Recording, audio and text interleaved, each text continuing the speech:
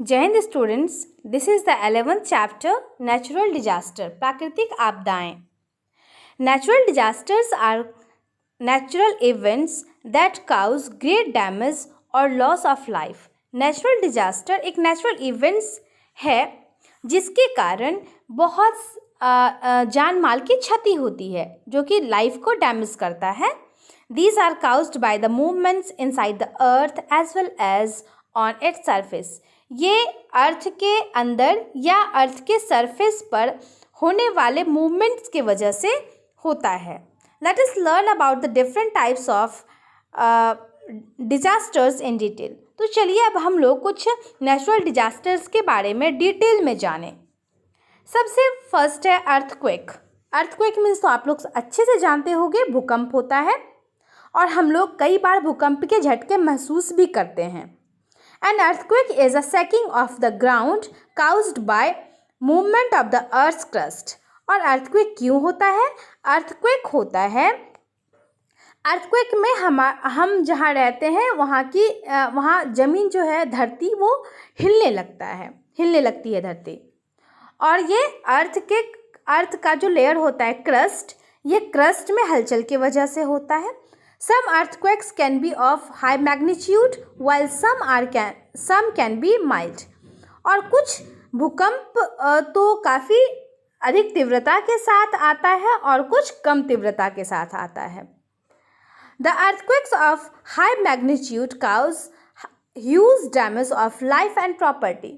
और जब भी कभी earthquake काफ़ी अधिक तीव्रता के साथ अगर आता है तो ये काफ़ी जान माल की क्षति करता है. दे अप्रूट ट्रीज एंड हाउसेस. ये पेड़ों को और घरों को भी उखाड़ देता है. कोलैप्स बीज को भी तहस नहस कर देता है, तोड़ देता है. And create big rifts on the earth surface. और अर्थ के सरफेस पर बड़े बड़े दरार पड़ जाते हैं. और जब भी अर्थक्वेक आता है तब हम लोग न्यूज़ चैनल जब देखें तो कई जगह का दृश्य दिखाया जाता है कि कहाँ कितना दरार पड़ा. The earth is made up of layers. और अर्थ, हमारा जो अर्थ है वो कई सारे लेयर्स से बना हुआ होता है. मच लाइक एन ऑनियन, जैसे कि ऑनियन हो. अगर ऑनियन को आप बीचों बीच काट दो तो आप देखो उसमें कई सारे परत होते हैं. The outer layer of the earth is called the crust. और अर्थ का सबसे ऊपरी लेयर को क्रस्ट कहा जाता है. Which is not one continuous layer but made up of smaller pieces just like the pieces of a puzzle. और ये बिल्कुल कंटिन्यूस लेयर नहीं होता है. ये छोटे छोटे स्मॉलर पीसेस, छोटे छोटे पीसेस से बना हुआ होता है, जैसे कि पजल के पीसेस हों.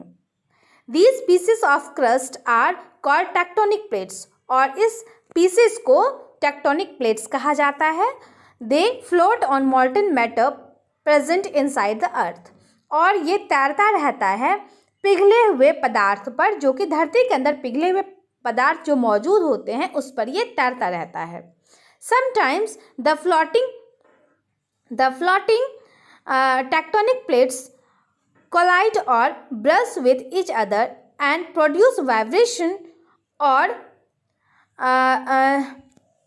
और ये जब कभी मान लो वो प्लेट्स जो है तैरते रहते हैं और तैरते हुए ही वो आपस में कभी कभी टकरा जाते हैं.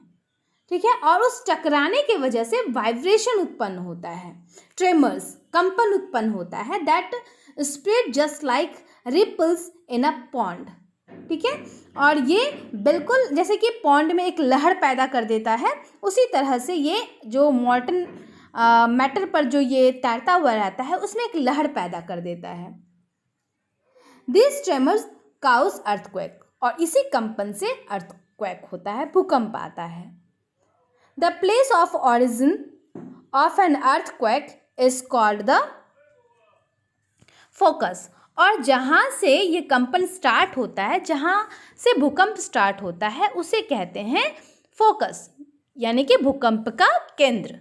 The epicenter is the place directly above the focus on the earthquake surface. और epicenter क्या है? The epicenter is the place. epicenter वो जगह है, place है, directly above the focus, जो कि फोकस के जस्ट ऊपर हो. आप यहाँ देख सकते हो कि ये ये पार्ट अगर आपका ये फोकस है तो फोकस के जस्ट ऊपर वाला जो अर्थ के सरफेस पर जो प्लेस आएगा उसे कहेंगे हम लोग एपिसेंटर। भूकंप का ये भी केंद्र हुआ, ये सरफेस के ऊपर होता है। An instrument called seismograph measures the focus and duration of an earthquake.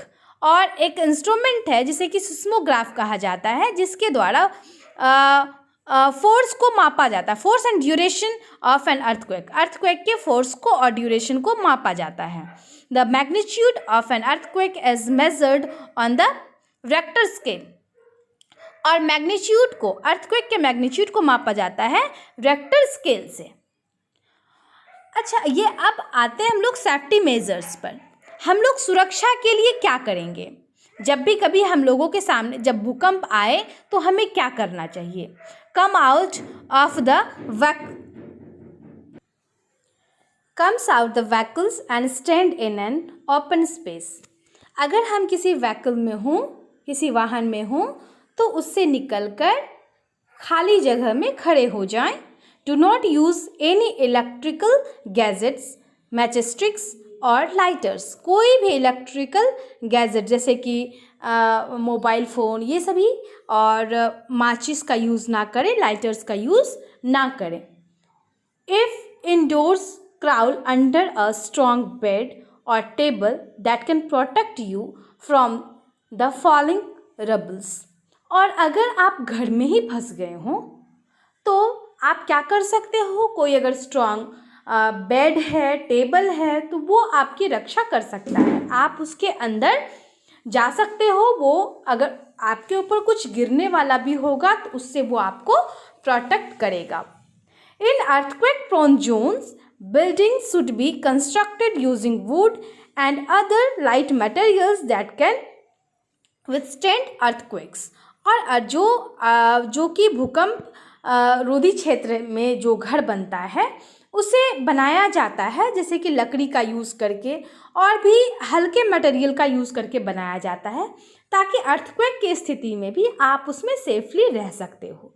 Try to stay in the open and avoid going near high-rise buildings, electric poles and vehicles। और हमेशा प्रयास यही करना चाहिए कि हमें ओपन में रहना चाहिए, खुले में रहना चाहिए, और कोई भी ऊंची बिल्डिंग्स के पास नहीं जाना चाहिए, और जैसे कि इलेक्ट्रिक पोल्स के पास भी नहीं जाना चाहिए, और किसी वाहन के पास भी नहीं जाना चाहिए। नेक्स्ट है वॉल्केनोज। वॉल्केनो जानते होंगे आप लोग, अच्छे से जानते होंगे। The earth is filled with a hot मॉल्टन liquid called magma और मॉल्टन रॉक। ये अर्थ जो है ये फिल्ड विथ, ये भरा हुआ है हॉट मॉल्टन लिक्विड से, जिससे मैग्मा कहा जाता है या मॉल्टन रॉक कहा जाता है। At some places the magma comes out through the earth crust. और कहीं कहीं पर अर्थ के ऊपरी लेयर क्रस्ट से कहीं कहीं ये मैग्मा बाहर आता है। This is called a volcanic eruption. A volcano is a mountain from which hot molten rock, gas, steam and ash from inside the earth sometimes burst. और ये जो वॉल्केनो होता है, ज्वालामुखी, ये एक ऐसा पहाड़ होता है जहाँ से कि मॉल्टन रॉक और या गैस, स्टीम, ऐश वो बाहर आता है, फूट के बाहर निकलता है, ब्रस्ट करके बाहर निकलता है। Magma that comes out of the earth surface is called lava. और जो मैग्मा अर्थ के सरफेस से बाहर निकलता है उसे लावा कहते हैं। The flowing lava is very hot and destroys everything in its way. और वो फ्लो करता हुआ जो लावा होता है वो बहुत ही ज़्यादा गर्म होता है और अपने रास्ते आने वाले सभी चीज़ों को ये बर्बाद कर सकता है। तो वॉल्केनो के ड्यूरेशन में हमें क्या सेफ्टी मेजर्स अपनाने चाहिए? वॉच और listen to news to get updates and suggestion. हमें हमेशा न्यूज़ पर अपडेट रहना चाहिए कि कौन सा अपडेट आ रहा है और क्या सजेशन मिल रहा है। Keep goggles, mask, flashlight and a battery operated radio in an emergency kit. हम अपने एमरजेंसी किट में इन सभी चीज़ों को अवश्य रखें। Know the evacuation route and keep enough fuel in the car. और हमेशा भागने के लिए कोई जगह, रास्ता हमेशा माइंड में रखना चाहिए कि अगर ऐसा होता है तो हम किस रास्ते से यहाँ से भागेंगे, जगह को खाली करके जाएंगे। और अपने कार में, अपने व्हीकल्स में उतना ईंधन रखना चाहिए ताकि वक्त आने पर हम जगह से भाग सकें। Okay, before leaving the house wear clothes that cover your whole body। और भागने से पहले वहाँ से हमें पूरे बॉडी को कवर करने वाला कपड़ा पहनना चाहिए। wear an emergency mask और hold a damp cloth over your face। if you are not evacuating, अगर आप नहीं भाग सकते हो वहाँ से, तो close the windows and doors and block chimneys to prevent ash from coming into the house। और अगर आप वहाँ से नहीं भाग सकते हो, घर में फंस गए हो, तो क्या करना चाहिए? तो आपको सारे खिड़की दरवाजे सबको बंद कर लेना चाहिए, चिमनी को बंद कर लेना चाहिए ताकि वॉल्केनो से आ रहे ऐश आपके घर में एंटर ना कर सके। नेक्स्ट है फ्लड्स, बाढ़। बाढ़ की स्थिति क्या होती है, इसमें हमें क्या करना चाहिए? Whenever there is too much rainfall, the water level of rivers rises and the excess water flows into the surroundings area, causing damage to life and property। और हम लोग हर साल इन चीज़ों से गुज़रते हैं, जूझते हैं, क्योंकि हर साल हम भले ही बाढ़ में ना फंसे हों, बट हम सुनते हैं कि हमारा कोई फैमिली मेम्बर या पड़ोसी शहर के लोग, गांव के लोग जो है कि बाढ़ से पीड़ित है। हम लोग अक्सर, क्योंकि बिहार में बाढ़ आना आम बात है ना, तो हम लोग अच्छे से जानते हैं बाढ़ के बारे में। इसमें क्या होता है? This is known as a flood. जब काफ़ी अधिक बारिश हो जाती है और वाटर लेवल हाई हो जाता है, तब क्या होता है? बाढ़ आ जाता है और ये काफ़ी जान माल की क्षति करता है। क्रॉप्स गेट डिस्ट्रॉयड, और सारे फसल नष्ट हो जाते हैं बाढ़ के समय में। During and after a flood people face severe scarcity of drinking water and medical aid and are exposed to diseases like jaundice, cholera, malaria and dengue।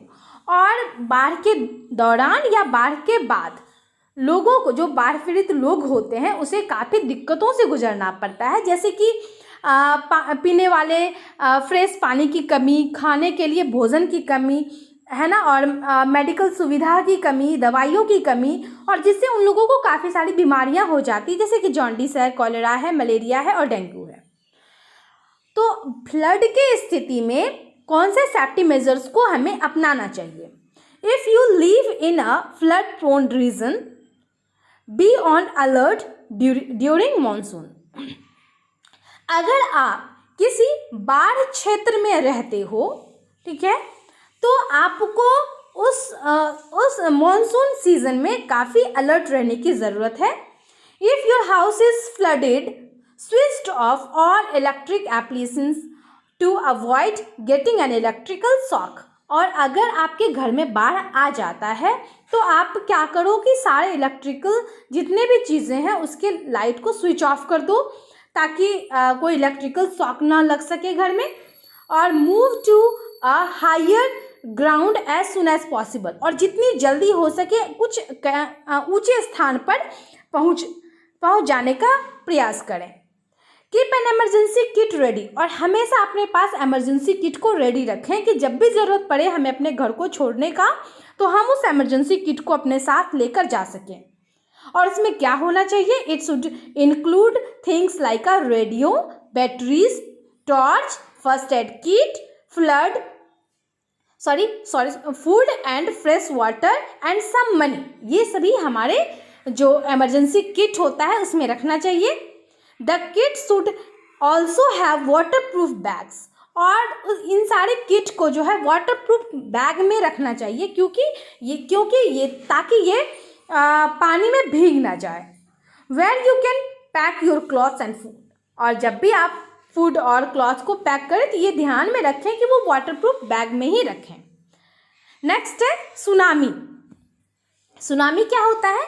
A tsunami is a huge ocean wave और a series of huge waves that has destructive after effects. These are also known as tidal waves. ये समुद्र में आने वाले ocean में आने वाले तूफान होते हैं, लहर होता है। One of the major causes of a tsunami is an underwater volcanic eruption or an undersea earthquake. और ये जो सुनामी जो आता है इसके मुख्य कारण है कि सी के अंदर, समुद्र के अंदर होने वाले वॉल्केनो से या अर्थक्वेक से।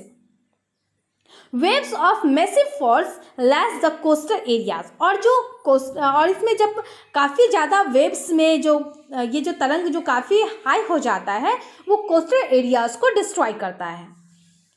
ओके, और causing damage to life and property. और ये जान माल की क्षति का कारण बनता है। It is really hard to predict a tsunami. An emergency kit is of utmost importance in case of a tsunami. The precautions to be taken in this case are similar to the precautions we take during floods. और इसमें जब भी कभी tsunami से हमें गुजरना पड़े, जो भी लोग कोस्टल एरियाज में रहते हैं वैसे लोगों को सुनामी से खतरा होता है।